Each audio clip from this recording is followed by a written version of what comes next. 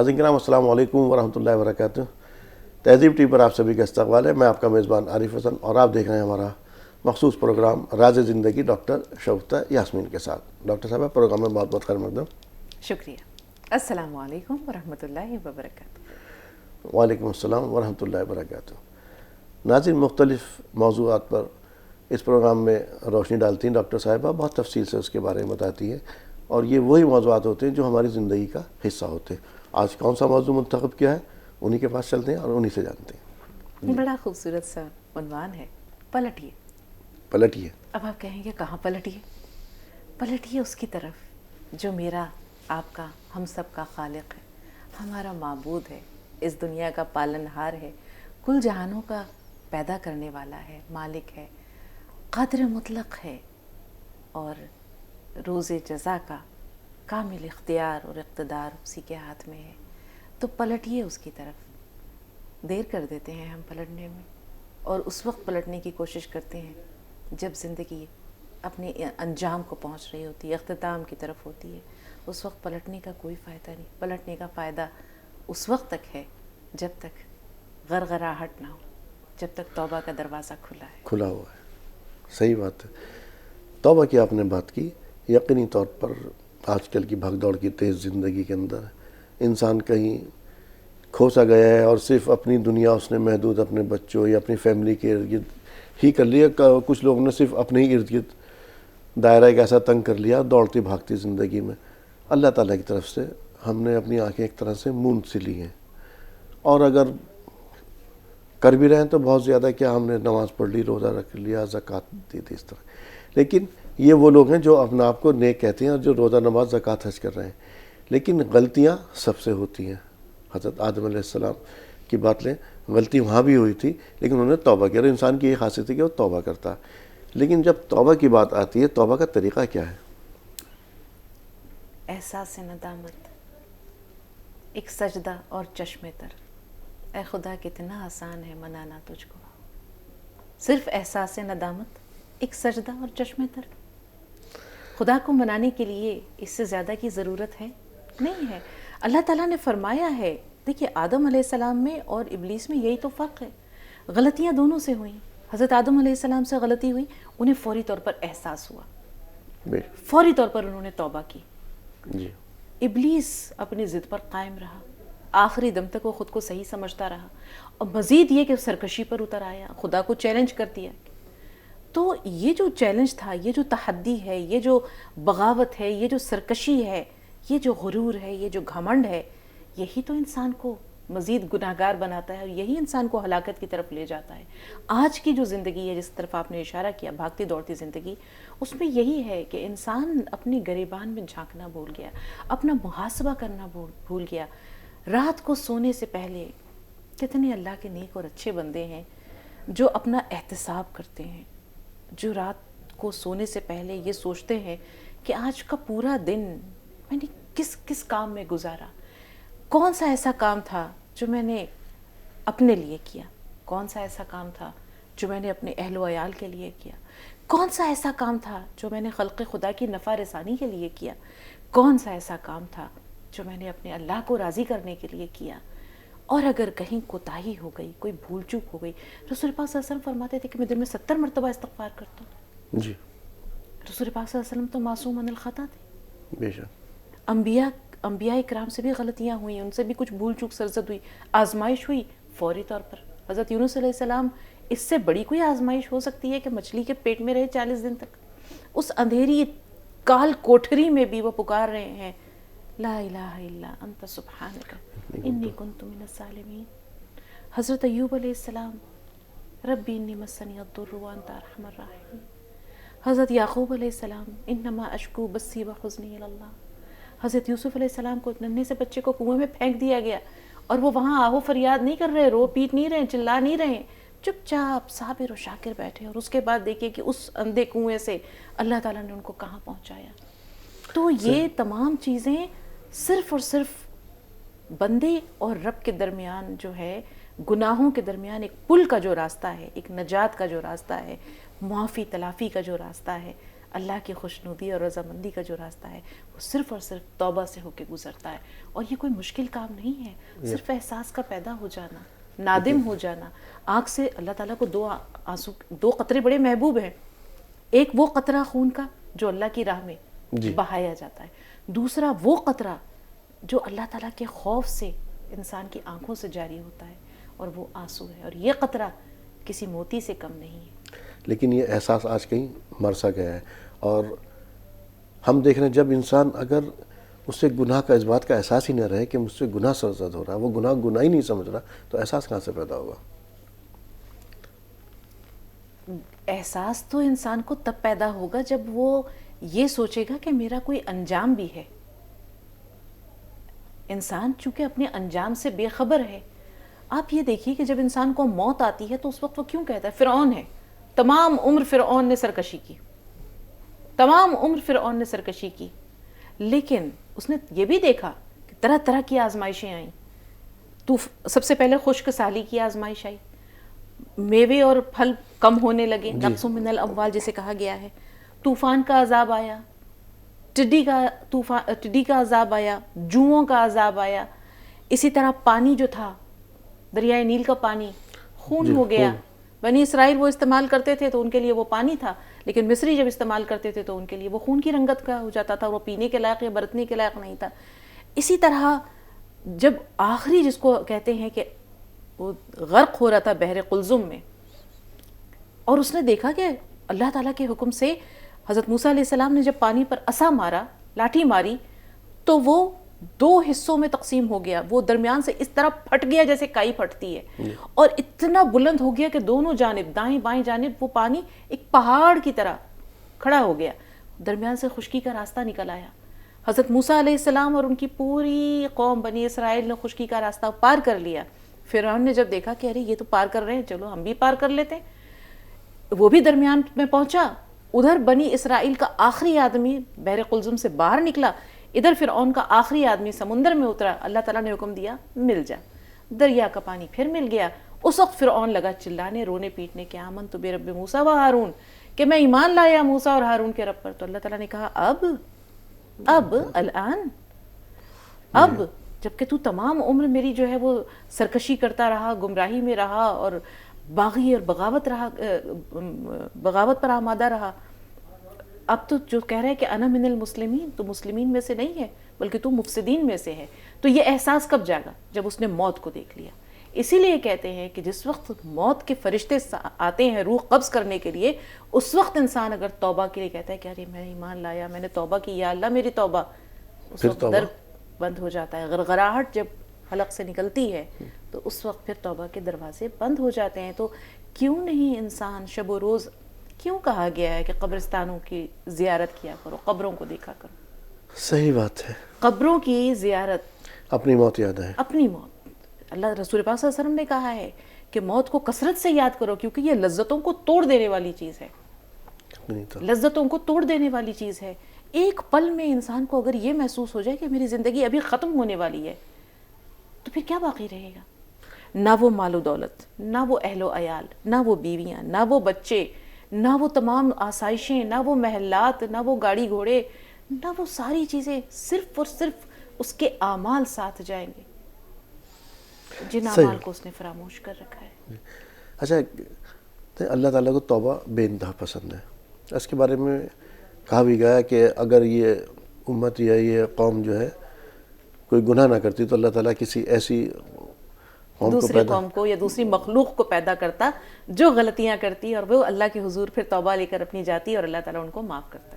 جی, اب پھر ہمیں یہ بھی معلوم ہے کہ ہمیں یہ نہیں معلوم اگلا پل ہمارا ہے یا نہیں ہے, اگلی سانس ہماری ہے یا نہیں ہے. بڑے بڑے انکار کرنے والے پیدا ہوئے, لیکن آج تک موت کا انکار کرنے والا کوئی پیدا نہیں ہوا. پھر اتنی غفلت کیوں؟ اس کی غفلت کی وجہ یہی ہے کہ انسان نے دنیا کو اپنا مطمع نظر بنا رکھا ہے.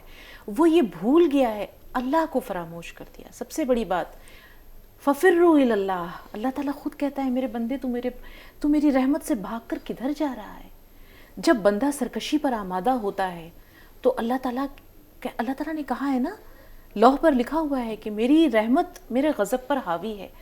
اللہ تعالیٰ کا جو غضب ہے وہ بہت بے پایا ہے، لیکن اس کی رحمت وہ اس سے کئی بدر جہاں اللہ تعالیٰ کی جو رحمت ہے وہ وسیع ہے، اس کے غضب کو بجھا دیتی ہے۔ بہت ساری چیزیں ہیں جن میں صدقہ ہے، جن میں ندامت کے 2 آنسو ہیں، اور ایک رسول پاک صلی اللہ علیہ وسلم نے فرمایا تھا کہ اللہ تعالیٰ کو کتنی خوشی ہوتی ہے جب کوئی بندہ توبہ کرتا ہے۔ ایک شخص ہے صحرا میں جا رہا ہے، اس کی ایک اونٹنی ہے اور اس کا تمام مال و اسباب، اس کا کھانا پینا، کپڑے، ضرورت کی تمام چیزیں جو زندگی کے لیے ضروری ہیں، جو زندگی کو باقی رکھنے کے لیے ضروری ہیں، اسی ایک اونٹنی پر ہے۔ وہ سو جاتا ہے، اونٹنی کہیں ادھر ادھر چلی جاتی ہے۔ اب وہ جب بیدار ہوتا ہے تو دیکھتا ہے کہ اس لق و دق صحرا میں دور دور تک نہ کھانا ہے، نہ پانی ہے، نہ زندگی کا کوئی سامان اور آثار ہے، اور وہ جو اونٹنی تھی وہ بھی نہیں ہے۔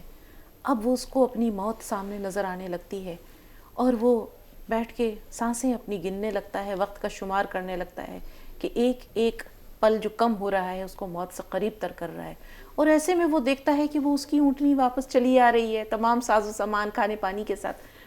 تو اس وقت اس کو جو خوشی ہوتی ہے، ٹھیک یہی خوشی اللہ تعالیٰ کو ہوتی ہے جب اس کا کوئی بے انتہا گناہگار بندہ توبہ کرتا ہے۔ آپ کو وہ یاد ہوگا، وہ حدیث بھی یاد ہوگی آپ کو، حدیث کی کتابوں میں یہ واقعہ بنی اسرائیل کا جی مذکور ہے۔ ناظرین آپ کو یاد ہوگا کہ ایک شخص تھا جس نے 99 قتل کیے تھے، جی بہت بڑا بدماش تھا، بہت ہی جس کو کہہ سکتے ہیں فاسق اور فاجر اور گناہگار تھا۔ اس نے 99 قتل کیے۔ ایک گیا راہب کے پاس اور کہا کہ مجھ سے 99 قتل ہوئے ہیں، میرے لیے معافی ہے؟ تو کہتا ہے نہیں، کوئی معافی نہیں ہے۔ اس نے اس کو بھی قتل کر دیا، 100 پورے ہو گئے۔ پھر کہا کہ اب کیا کریں؟ پھر ایک عالم دین کے پاس گیا، بزرگ کے پاس، کہا 100 قتل کر دیے ہیں میں نے، میرے لیے معافی ہے؟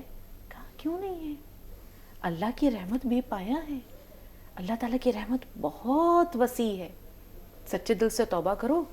اور دیکھو یہ جو تم جہاں رہ رہے ہو یہ علاقہ اچھا نہیں ہے، یہاں اچھے لوگ نہیں ہیں، اسی وجہ سے تمہارا دل پہ جو ہے نا برے اثرات ہو گئے ہیں، تمہارا دل برا ہو گیا ہے۔ سامنے ایک بستی ہے، وہاں اچھے اور نیک لوگ رہتے ہیں، جاؤ وہاں چلے جاؤ۔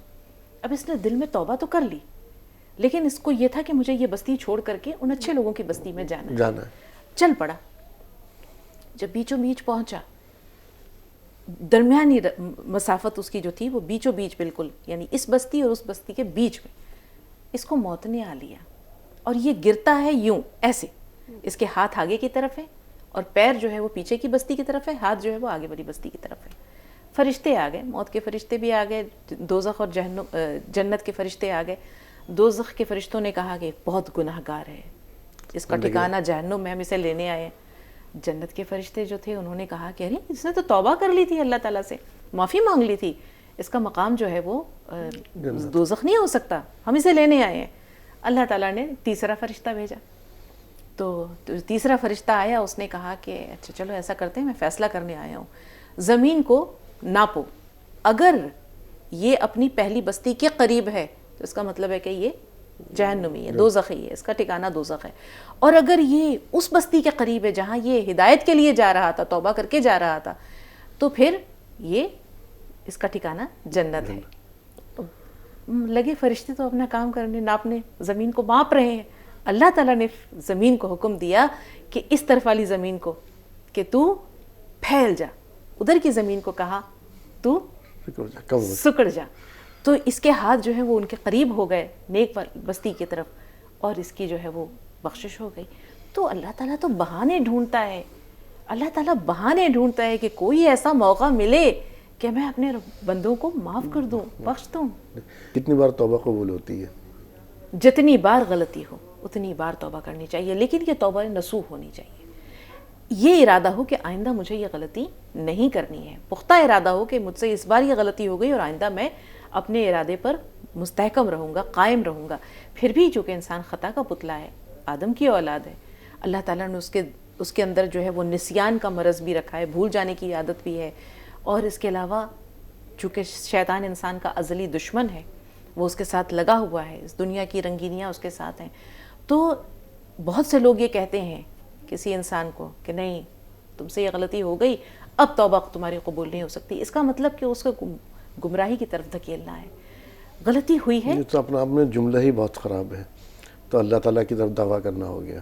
تو اگر انسان سے غلطی ہوئی ہے، انسان اللہ تعالیٰ کے سامنے معافی مانگے اور یہ ضرور کہے کہ اے اللہ تعالیٰ بھول ہو گئی، بندہ عاصی ہوں، خاک کا پتلا ہوں، بھول چوک میری سرشت میں ہے، لیکن میں آئندہ ارادہ یہ کرتا ہوں، مستحکم ارادہ، کہ مجھ سے یہ غلطی اب دوبارہ نہیں ہوگی. لیکن وہ لوگ جو ہر چھوٹی بڑی غلطی پر بار بار یہ کہتے ہیں یا اللہ میری توبہ، تو یہ توبہ صرف کانوں کو ہاتھ لگانے کے لیے نہیں ہے. ہماری توبہ ایسی ہی ہوتی ہے، کانوں کو ہاتھ لگا کے یا اللہ میری توبہ، یہ توبہ نہیں ہے. توبہ تو دل میں پچھتاوے، ندامت، شرمندگی، اپنی گناہ کے بھاری احساس، درماندگی کا نام ہے. اگر توبہ کا احساس نہ جاگا اور موت آ گئی تو پھر انسان کا ٹھکانہ کہاں ہے؟ جہنم. یقینی طور پر اگر توبہ نہیں کی تو جہنم ٹھکانہ. اب سن لیجئے، اگر توبہ نہیں کی اور موت آ گئی، پھر بھی آپ اپنے رب کی رحمت کو دیکھیے کہ قیامت کے دن اللہ تعالیٰ 2 جہنمیوں کو بلائے گا، کہے گا کہ بھئی ان کے اعمال پڑھے جائیں. تو اعمال پڑھے جائیں گے، کوئی بھی نیک کام نہیں ہوگا، سارے اعمال ایسے ہوں گے جو کہ دوزخ کی طرف لے جانے والے ہیں. تو اللہ تعالیٰ کہے گا چلو چلو دوزخ کی طرف. ایک جو ہے وہ سرپٹ دوڑے گا اور دوسرا تھوڑا 4 قدم چلا، پھر پیچھے پلٹ کے دیکھا، پھر 4 قدم آگے گیا، پھر پیچھے پلٹ کے دیکھا. اللہ تعالیٰ کہے گا یا واپس آ جاؤ، واپس آؤ. پھر دونوں سے پوچھے گا کہ کیا ہوا، تمہیں جب میں نے دوزخ میں جانے کا کہا تو تم تو سرپٹ دوڑ لیے، کیوں دوڑے؟ اس نے کہا یا اللہ تعالیٰ زندگی میں، دنیا میں تو میں نے کوئی تیرا حکم مانا نہیں تھا، میں نے سوچا آج تیرا حکم مان لوں، سرپٹ دوڑ لگائی کہ شاید تجھے میرے حکم کی یہ تعمیل اچھی لگے اور تو مجھے معاف کر دے. پھر اللہ تعالیٰ دوسرے سے کہے گا تم ادھر آؤ، تم یہ پیچھے مڑ مڑ کر کیا دیکھ رہے تھے؟ اس نے کہا یا اللہ مجھے پتہ ہے تیری رحمت بے پایا ہے، تیرے غضب پر حاوی ہے، تو میں جا تو رہا تھا دوزخ کی طرف، پلٹ پلٹ کے یہ دیکھ رہا تھا کہ شاید تو بلا لے کہ آجا میرے بندے، آجا میری رحمت کی آغوش میں نے تجھے معاف کیا. تو اللہ تعالیٰ کہے گا میں نے تم دونوں کو معاف کیا. تو یہ اللہ کی رحمت ہے. لیکن اس رحمت کو پانے کی طلب تو ہو، اس رحمت کو ڈھونڈنے کی جستجو تو ہو، انسان کو اللہ کی طرف پلٹ جانے کی خواہش تو ہو. وہ تو اپنے آپ کو گناہگار مانتا ہی نہیں ہے، اپنی غلطی کو تسلیم کرتا ہی نہیں ہے.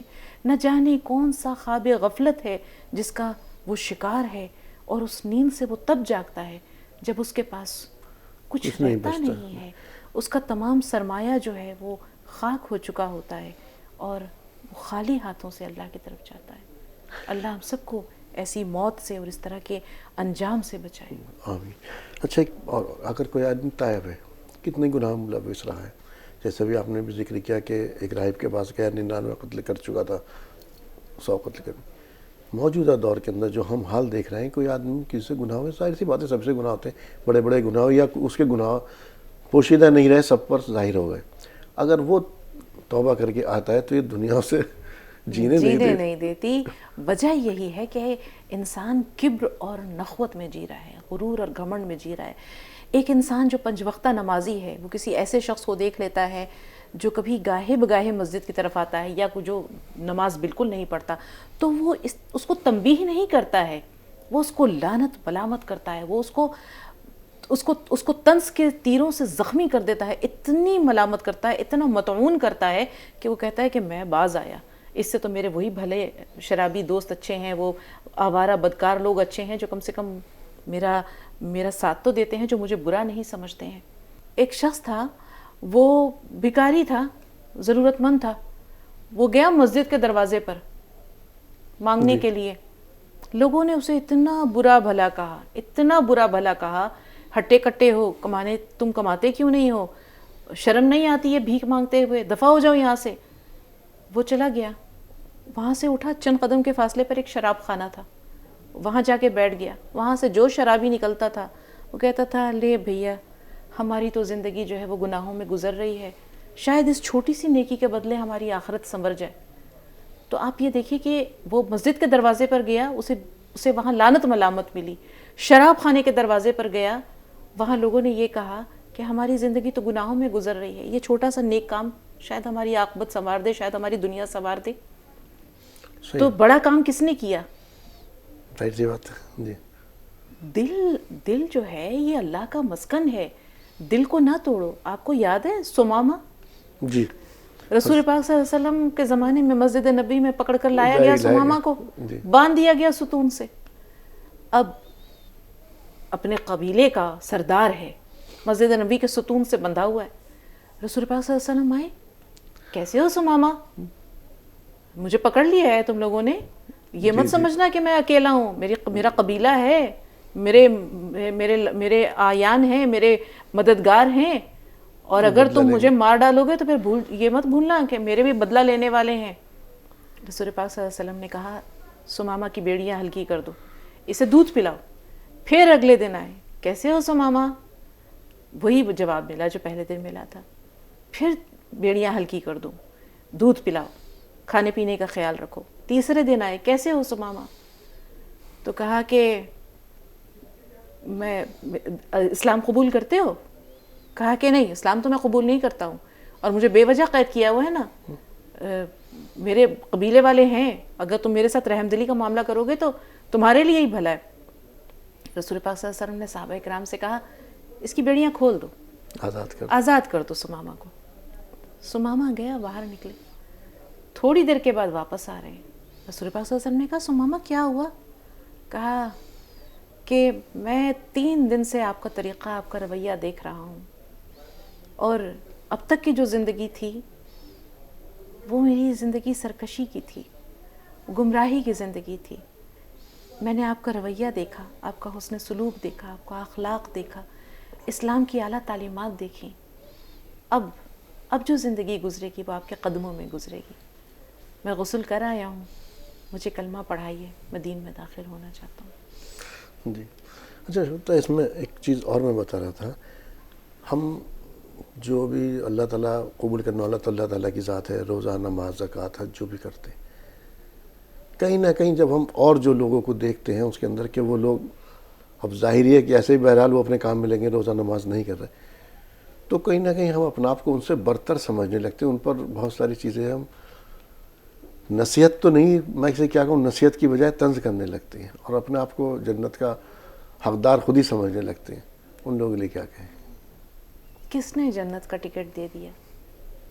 جنت کا حقدار کوئی انسان اپنے اعمال کی بنیاد پر یا خود ساختہ مفروضات کی بنیاد پر یا اپنی ان عبادات کی بنیاد پر کیسے ہو سکتا ہے؟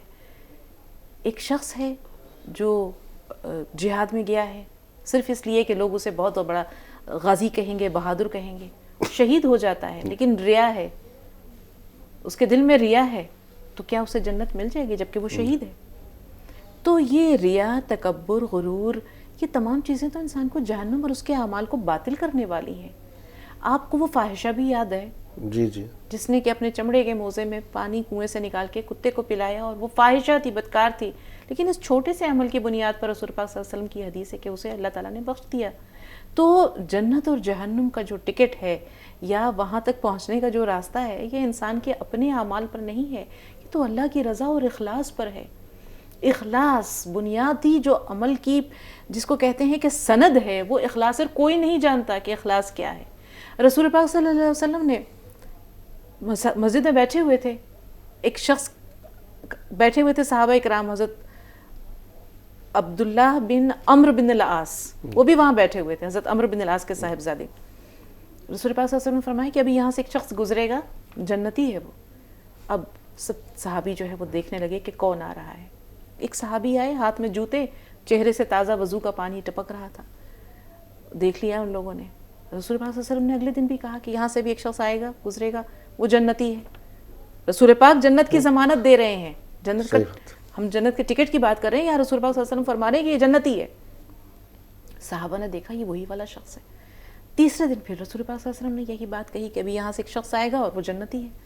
اب صحابہ کو پھر دھکڑ پکڑ شروع ہو گئی دل میں کہ دیکھیں آج کون ہے. دیکھا وہی شخص ہے. اب حضرت عبداللہ بن عمرو بن العاص، بہت نیک جی، شب بیدار، عبادت کرنے والے، روزہ رکھنے والے، اور تمام جسے کہتے ہیں کہ حد درجہ متقی اور پرہیزگار. اب ان کے دل میں یہ خیال ہوا، دیکھتے ہیں ایسا کون سا عمل یہ کرتے ہیں جو ہم نہیں کرتے، اور ان کو اللہ تعالیٰ نے دنیا میں ہی جنت کی بشارت دے دی عشر مبشرہ کے علاوہ. अशर मुबशरा, वो 10 सहाबा जिनको कि अल्लाह ताला ने दुनिया में जन्नत की बशारत दी, उनके अलावा ये एक शख्स हैं जिनको अल्लाह ताला रसूल पाक सल्लल्लाहु अलैहि वसल्लम कह रहे हैं कि ये जन्नती है। पहुँच गए उनके दरवाजे पे, चचा मेरे अब्बा से मेरी लड़ाई हो गई है, मैं आपके घर रह सकता हूँ, रात को रुक सकता हूँ? उन्होंने कहा आ जाओ भतीजे, बिस्मिल्लाह। अब रात को देखा कि क्या मामूल कर, उन्होंने देखा ज़रूर रात को इबादत करते होंगे, कुछ ख़ास मामूलात।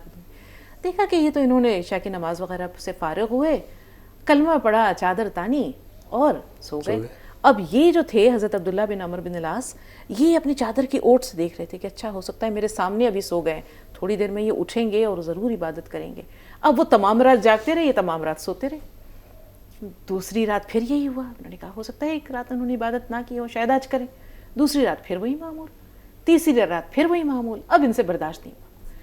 इन्होंने कहा कि चचा मेरी लड़ाई कोई नहीं हुई थी अब्बा से, रसूल पाक सल्लल्लाहु अलैहि वसल्लम ने आपको जन्नत की बिशारत दी और मुझे ये तजस्सुस दिल में खटपट होने लगी कि आखिर पता करूं मामला क्या है, कि ये कौन सा ऐसा आपका नेक काम है जिसकी वजह से रसूल पाक ने आपको जन्नत की बिशारत दी।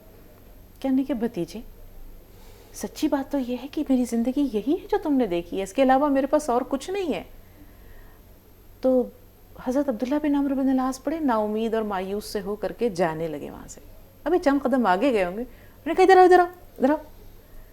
वो जब पास आए उनके तो उन्होंने कहा कि देखो मेरी ज़िंदगी यही है जो तुम्हारे सामने है, इसके अलावा और कुछ नहीं है, मेरे इबादत मेरे मामूलात कुछ नहीं, लेकिन ये जो मेरा दिल है ना, इसमें किसी इंसान के लिए कोई बुराई, कोई हसद, कोई मनफी जज्बा, कोई दुश्मनी और कोई बुरा ख्याल नहीं है, बदगुमानी नहीं है।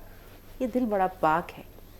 तो आज ये जो हमारा दिल है ये पाक नहीं है, ये जंग आलूद हो चुका है दुनियावी आसाइशों के पीछे, बुरे जज्बात की वजह से।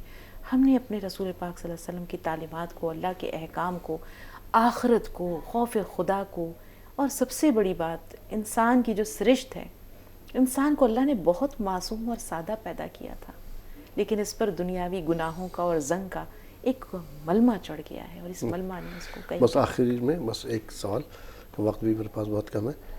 ये सवाल मैंने किया ही इसलिए था कि आखिर में रात को सोते वक्त अपना मुहासबा करना, अब हमसे क्या क्या गलतियाँ हुई हैं उन पर तौबा करना, क्योंकि हमारा मौजू भी यही है, पलटिए तौबा के लिए अल्लाह ताला की तरफ, ये कितना ज़रूरी और दिल को साफ़ करना ज़रूरी। बहुत मुख्तसर है। ये तो दोनों बातें हो गई कि जितनी बार गलती हो। और मैं कहा अगर रात को अपना मुहासबा, जो मैंने सवाल किया था ना उसमें, कि जो लोग अपना आप को रोज़ा नमाज करते हैं वो कहीं ना कहीं दूसरों को जिसके दिल पर अल्लाह ताला ने ताले लगा दिए हैं, जिसकी आंखों पर पर्दे हैं, सुम्मुन बुकमुन उम्युन फहुम ला यरजऊन, तो ये वो लोग हैं जो कि गूंगे, बहरे और अंधे हो चुके हैं। जब इंसान ख़ुद को खुदा समझ लेता है या ख़ुद को हद दर्जा मुत्तकी और परहेज़गार और खुदा का महबूब समझ लेता है, तो फिर वो कहीं ना कहीं वो उस रास्ते पे जाता है जो रास्ता फ़िरौन का है, शद्दाद का है, नमरूद का है, हामान का है। नहीं तो इंसान तो बहुत आजिज़ है। जब रसूल पाक सल्लल्लाहु अलैहि वसल्लम सजदे में इतने तवील सजदे करते थे और रो रो कर मग़फ़िरत तलब करते थे, रसूल पाक सल्लल्लाहु अलैहि वसल्लम से क्या ख़ता हो सकती थी? या आपको तौबा की ज़रूरत थी? लेकिन नहीं। तो जब वो तौबा कर सकते हैं रोज़ाना की बुनियाद पर, तो हम क्यों नहीं? जब वो तवील सजदे कर सकते हैं, तो हम क्यों नहीं? जब वो इस्तिग़फ़ार कर सकते हैं, जब वो रातों को उठकर शब बेदारी कर सकते हैं, जब वो अपने अमल को कुछ नहीं समझते, जब हज़रत उमर फ़ारूक ये कह रहे हैं अपने बेटे से कि बेटे, गोद में सर है हज़रत उमर फ़ारूक का बेटे की और आखिरी सांसें चल रही हैं, कहते हैं मुझे ज़मीन पर लिटा दो, और उसके बाद अपना रुखसार मिट्टी पे मल रहे हैं और कह रहे हैं कि हलाकत है उमर तुम्हारे लिए और तुम्हारी माँ के लिए भी, काश कि तुम्हें तुम्हारी माँ ने जना ना होता, पैदा ना किया होता। हज़रत आयशा कहती हैं कि काश कि मैं एक तिनका होती। हज़रत अबू बकर सिद्दीक़ कहते थे कि मैं कोई तिनका होता और भेड़ बकरियाँ मुझे चर गई होती। तो जब उनका ये हाल था, तो आज हम अपने आमाल या अपनी नेकियों की बुनियाद पर जन्नत का ख़ुद को हकदार समझते हैं, तो इससे सरीह, इससे बड़ी गफलत और ना आक़िबत अंदेशी कुछ नहीं हो सकती। नाज़रीन, तौबा का दरवाज़ा हमेशा खुला है और अल्लाह ताला को तौबा बेइंतहा पसंद है। अल्लाह ताला बेइंतहा रहीम है, कितनी बार भी तौबा कीजिए, गलती जाए, लेकिन शर्त यही है तौबा जो हो वो सच्चे दिल से। तौबा का तरीक़ा ये हो कि आज से जो भी मेरे ज़िंदगी के अंदर चीज़ें हैं गैर शरई, उनको मैं ख़त्म कर दूँगा। یہ توبہ غلطی ہوتی رہتی ہے. اللہ تعالیٰ نے تو کہا ہے کہ وہ معاف کر دے گا, اور اللہ تعالیٰ کی رحمت بے پایا ہے. کہتے ہیں کہ روز محشر میں اللہ تعالیٰ کو سب سے زیادہ جلال ہوگا, اتنا جلال ہوگا کہ کبھی اس کو اتنا جلال نہیں ہوا, لیکن پھر بھی آپ صلی اللہ علیہ وسلم فرمایا اس دن بھی اس کی رحمت اس پر, اس جلال پر بھی حاوی ہوگی. تو اپنا محاسبہ کیجئے, اور ہر پل محاسبہ کیجئے. جب آپ صلی اللہ علیہ وسلم دن میں 70 مرتبہ استغفار کرتے تو ہماری تو بساط ہی کیا ہے. یہاں ایک چھوٹی سی بات, جلال کا جہاں ذکر آیا, آپ کو یاد ہے جس وقت قارون زمین میں دھنس رہا تھا اور بار بار حضرت موسیٰ سے کہتا تھا موسیٰ معاف کر دو, اور حضرت موسیٰ کہتے تھے زمین اور پکڑ. قارون کہتا تھا موسیٰ معاف کر دو, حضرت موسیٰ کہتے تھے زمین اور پکڑ, اور دھنسا, یہاں تک کہ وہ دھنس گیا. تو اللہ تعالیٰ نے حضرت موسیٰ سے کیا کہا کہ موسیٰ بڑا سخت دل ہے تو, اگر اس نے ایک بار کہا ہوتا کہ اے اللہ معاف کر دے تو میں نے معاف کر دیا ہوتا. تو اللہ تعالیٰ کا جلال جتنا بے پایا ہے, اس کا رحم و کرم, اس کا عفو درگزر اس سے کہیں زیادہ ہے. بہت شکریہ شگفتہ پروگرام میں شرکت کے لیے. بہت تو شکریہ. ناظرین, راز زندگی میں آج اتنا ہی. اسی کے ساتھ اپنے میزبان کو دیجیے اجازت. السلام علیکم ورحمۃ اللہ وبرکاتہ.